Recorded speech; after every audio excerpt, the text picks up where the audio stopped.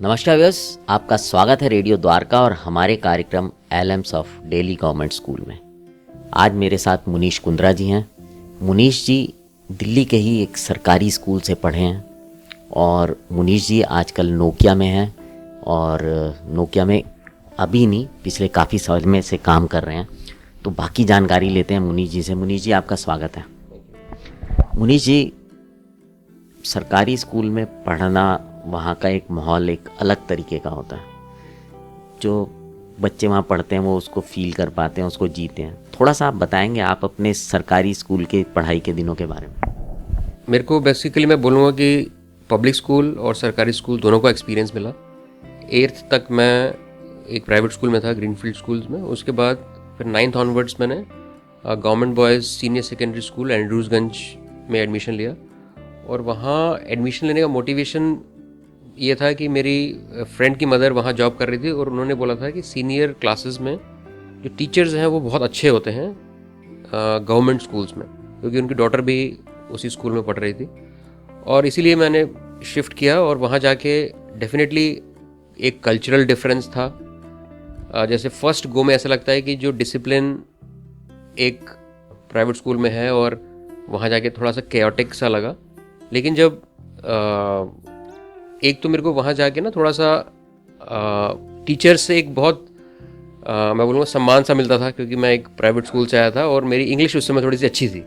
मैं ये नहीं कहूँगा बहुत अच्छी थी, बट थोड़ी सी ठीक थी। तो मेरे को टीचर्स से एक प्रोत्साहन मिलता था कि इंग्लिश में। और तो डेफिनेटली गवर्नमेंट स्कूल्स में एक इंग्लिश का एक चैलेंज रहता था कि बच्चे कोशिश करते थे कि हम जितना हो सके इंग्लिश, टीचर्स भी बोलते थे कि आप प्लीज़ इंग्लिश में जितना हो सके यूज़ करें। तो एक वो डिफरेंस था इसमें। मतलब एक मुझे अच्छी तरह याद है, सिविक्स के हमारे टीचर हुआ करते थे, तो हिंदी में जनरली लिखते थे, तो मेरे को बोलते थे कि तुम इंग्लिश में लिखो। तो मेरे को ठीक था, मेरे लिए कंफर्टेबल था उस समय कि मैं इंग्लिश में लिखता था। और मेरे साथ एक चैलेंज ये था कि मैं उस समय एक बहुत शाय स्टूडेंट था, बट गवर्नमेंट स्कूल में आने से ना मेरे को एक काफ़ी जैसे एक एनवायरनमेंट ऐसा मिला कि मैं जैसे ओपन अप हुआ, वो जो फ्रेंड सर्कल बना और काफ़ी सारी चीज़ें हुई। मतलब इतना मेरे के अंदर जैसे एक डर या खौफ होता था कि जब मैं स्कूल जा रहा होता था तो उस समय लड़कियों की स्कूल की छुट्टी हो रही होती थी, वो लोग निकल रहे होते थे और कोई 300 मीटर का एक ऐसा पैच था, तो मेरे लिए वो पैच क्रॉस करना मुश्किल होता था। मैं इतना शाई हुआ करता था, क्योंकि हम लोग वॉक करके स्कूल जाते थे, घर के पास था। और एक बार याद है कि हम लोगों को एक कंपटीशन के लिए दूसरे स्कूल भेजा गया। तो हम 4 बॉयज़ थे, क्विज़ कंपटीशन के लिए हम गए। और वही है कि वहाँ का जो गर्ल्स स्कूल था जहाँ हम गए, तो हमारे अंदर एक इनहिबिशन उस समय बहुत था। तो एक बहुत जैसे बोलते हैं टफ हमारे को लग रहा था कि हम कैसे बोलें। हमें आंसर सारे आते थे, लेकिन जो मेरे फ्रेंड्स भी थे, हम लोग आई थिंक शायद उस समय 11th में थे, तो बहुत डिफ़िकल्ट हो रहा था तो वो फेस करना। बट आई थिंक उससे काफ़ी सारे एक्सपीरियंसेस जो जनरेट हुए। नाउ मतलब आज की डेट में मैं जो मेरे साथ कोलीग्स गए थे, उनमें से एक कमांडेंट है कोस्ट गार्ड में, one is a very senior lawyer in high court, one is a very senior business man now. तो जो भी लर्निंग्स हमें उस दौरान मिली, तो that has helped us in life. अच्छा मुनीश जी, जैसे आपने बोला कि जब आप स्कूल में आए थे तो टीचर्स थोड़ा सा रिस्पेक्ट देते थे, यार ये थोड़ा अंग्रेजी स्कूल से पढ़ के आया है। लेकिन वो जो टीचर्स की तो रिस्पेक्ट देते होंगे, वो बच्चे जो हैं उस चीज़ को बड़े मज़े लेते होंगे कि अबे ये तो अंग्रेजी स्कूल से आया है। वो क्या था, थोड़ा वो भी बताएं ना। बिल्कुल बिल्कुल, बहुत सही पॉइंट किया आपने। तो उसमें मतलब कुछ ऐसे स्टूडेंट्स थे जो उस समय टॉपर्स थे, बट उनको इंग्लिश का चैलेंज था। तो मैं जब स्कूल में गया तो मैं एक तरीके से लिए उनके लिए कंपटीशन था, तो उनके साथ काफ़ी नोक झोंक होती थी, वो काफ़ी लेग पुलिंग भी करते थे। बट जब हमने 12th क्रॉस की, वो मेरे बहुत अच्छे दोस्त मतलब बने, हमारा जो ग्रुप बना, तो we were very good friends now. So English का डेफिनेटली एक वो माहौल रहा, बट मेरे ख्याल से कि अपने आप को एक्सप्रेस कर पाना, लैंग्वेज में ना हम फंसे, चाहे हम उसको हिंदी में करें या जो भी हमारी नेटिव लैंग्वेज है, कम्युनिकेट कर पाना is more important, language is not important. तो भाषा तो सिर्फ एक हमारा साधन है कि हम ह्यूमन बींग्स हैं, तो हमें एक दूसरे को अपनी बात बतानी है। अब वो हम हिंदी में बताएं, अंग्रेज़ी में बताएं, इट डजेंट मैटर। एक मित्र था जो मतलब पूरा उसका हिंदी मीडियम बैकग्राउंड था, उसने मेरे से 11th के बाद वो LIC के उसमें चला गया था। आज की डेट में बहुत सक्सेसफुल है वो अपनी फील्ड में, मतलब बहुत सीनियर लेवल पे भी है और वो अच्छा कर रहा है। और उस समय उसको इंग्लिश का बहुत ज़्यादा वो नहीं था, स्कूल में उसको रहता था कि मेरे को इंग्लिश नहीं आती, एक इनहिबिशन रहता था। बट अगर हम अपने आप को लिमिट ना करें, डेफिनेटली सीखें, मतलब अंग्रेज़ी आज नहीं तो कल हमें आ ही जाएगी, प्रैक्टिस करते रहेंगे तो आ ही जाएगी। और जैसे जैसे हम प्रोफेशनल डोमेन में जाते हैं तो एनवायरनमेंट से हमें काफ़ी कुछ सीखने को भी मिलता है।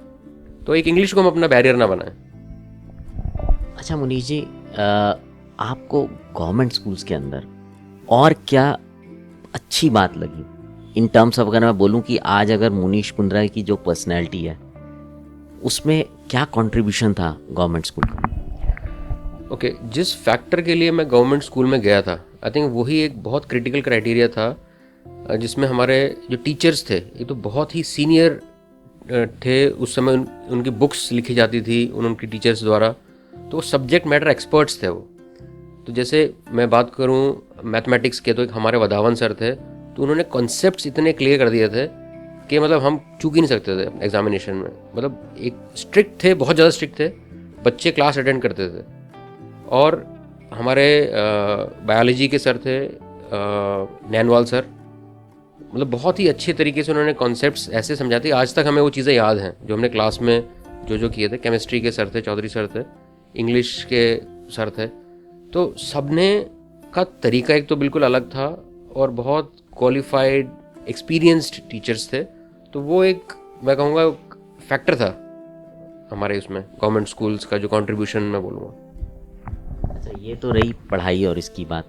कुछ आपकी पर्सनैलिटी में भी कुछ चेंजेस आते हैं जब आप किसी नई जगह जाते हैं? जनरली एक परसेप्शन है कि गवर्नमेंट स्कूल के बच्चे थोड़े से रफ से होते हैं लैंग्वेज में और बिहेवियर में, तो आपको कुछ ऐसा लगा, आप कुछ रफ हो गए या बिहेवियर में कुछ खराबी आई?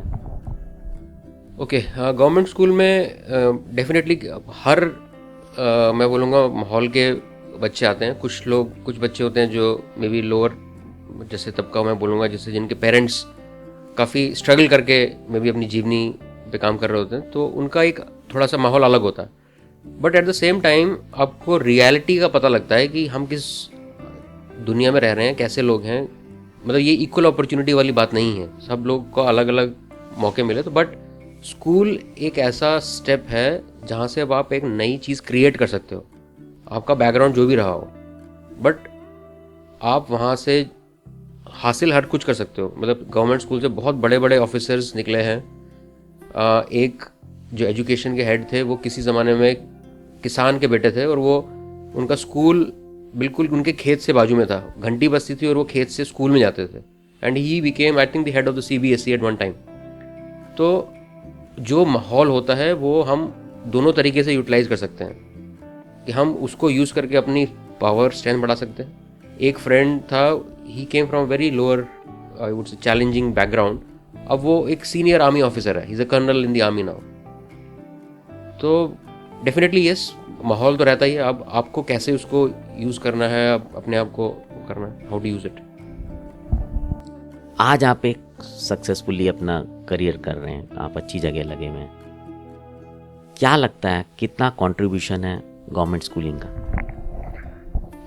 मैं बोलूँगा जो फाउंडेशन एक जो ले होती है, तो उसमें काफ़ी सारी चीज़ें, interacting with different types of people, working in different environment, और एक मैं बोलूँगा जो एक टफनेस जो आती है, क्योंकि डेफिनेटली जो स्ट्रिक्टनेस हमारे टीचर्स ने उस समय यूज़ की थी, उससे एक डिसिप्लिन आ गया था लाइफ में कि ये असाइनमेंट है, ये करना ही है।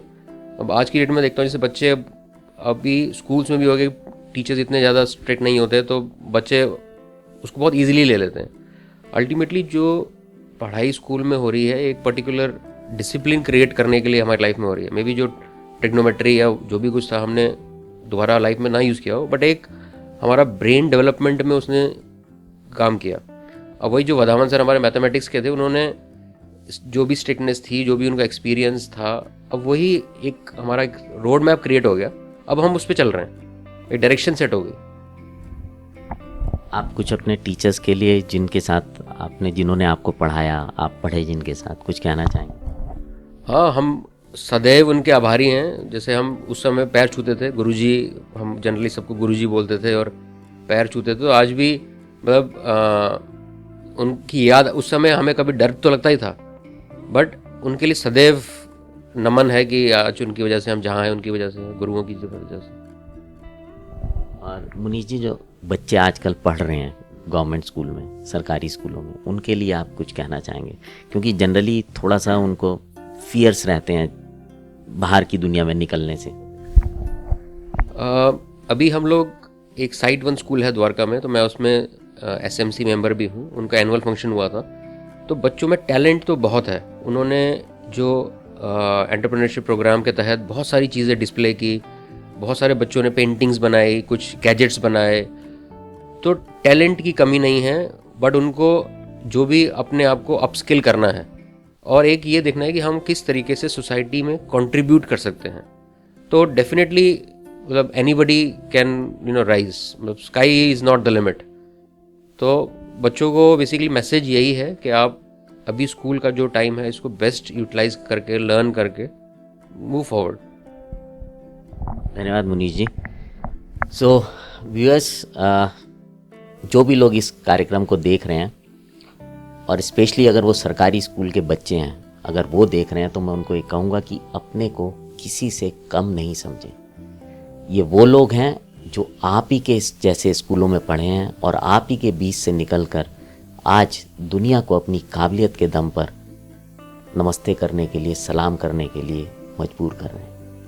तो आप लोगों से निवेदन है कि अपनी मेहनत करते रहें, घबराएं नहीं, डरे नहीं। जैसा मुनीश जी ने बोला है, लड़ने का मतलब लोगों से फिजिकली लड़ना नहीं, सिचुएशन से पॉजिटिवली लड़ना है। उनसे लड़ें और आगे बढ़ें।